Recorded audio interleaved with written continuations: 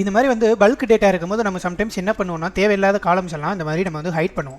சரிங்களா? அப்படி right click பண்ணிட்டு ஹைட் பண்ணுவோம். மறுபடியும் வந்து அன்ஹைட் பண்ணும்போது வந்து என்னென்னா சம்டைம்ஸ் வந்து எங்கே அந்த ஹைட் பண்ண டேட்டா இருக்குங்கிறதே நம்ம வந்து பார்க்குறது கஷ்டம். இந்த மாதிரி வந்து நான் டிஃப்ரெண்ட் பிளேசஸில் வந்து ஹைட் பண்ணி வைக்கிறேன்னா எப்படி நான் ஒர்க் பண்ணிக்கிட்டு இருக்கும்போது சடனாக எந்த இடத்துல அந்த ஹைட் பண்ணியிருக்க டேட்டா இருக்குது அப்படிங்கிறத நம்ம தேடி கண்டுபிடிக்கிறது பெரும் வேலையாக இருக்கும். இதுக்கப்புறம் அதை நம்ம வந்து ரொம்ப சிம்பிளாக பண்ணலாம். என்ன பண்ணணும்னா நம்ம எந்த காலம்ஸ் வந்து ஹைட் பண்ண போகிறோமோ இந்த மாதிரி செலக்ட் பண்ணிவிட்டு டேட்டாக்குள்ளே போயிட்டு இந்த மாதிரி வந்து குரூப் அன்குரூப்புங்கிற ஆப்ஷன் இருக்கும். அப்படி இல்லைன்னா உங்களுக்கு இந்த டேட்டாங்கிறதுக்குள்ள அவுட்லைன்ங்கிறது எங்கேயாவது இருக்கான்னு பாருங்க. அவுட்லைன் இருந்தால் அந்த அவுட்லைனுக்குள்ள இந்த குரூப்புங்கிற ஆப்ஷன் இருக்கும். அப்படின்னா இந்த மாதிரி வெளியே இருக்கும். ஸோ என்ன பண்ணணும், இந்த மாதிரி செலக்ட் பண்ணிட்டு குரூப்புங்கிறத கிளிக் பண்ணிக்கணும். கிளிக் பண்ணால் நமக்கு இங்கே வந்து பார்த்தீங்கன்னா தெரியும் ஒரு ப்ளஸ் சிம்பிள் மாதிரி இங்கே வந்து நமக்கு வந்து வரும். இதுக்கப்புறம் ரொம்ப சிம்பிள் தான். அப்படி ஜஸ்ட் கிளிக் பண்ணிங்கன்னா அது ஹைட் ஆயிரும். மறுபடியும் இதை கிளிக் பண்ணிங்கன்னா இந்த மாதிரி வந்து ஹைட் ஆனது ஓப்பன் ஆயிரும். ஸோ இது நமக்கு ரொம்ப ஈஸி. இப்போ பார்த்தீங்கன்னா இங்கே இருந்தோம்னா நமக்கு இங்கே பார்த்தாலே தெரியுது அந்த ப்ளஸ் சிம்பிள் எங்கே இருக்குன்னு. ஸோ நமக்கு வந்து ஈஸியாக கண்டுபிடிச்சலாம் அந்த ஹைட் பண்ண டேட்டா எங்கே இருக்குன்னு. இதை கிளிக் பண்ணிட்டு ஹைட் பண்ணிட்டு இப்போ மறுபடியும் குரூப் பண்ணது வேண்டாம்னா இப்படி செலக்ட் பண்ணிட்டு அன்குரூப் பண்ணிட்டீங்கன்னா அந்த குரூப் பண்ணது போயிடும்.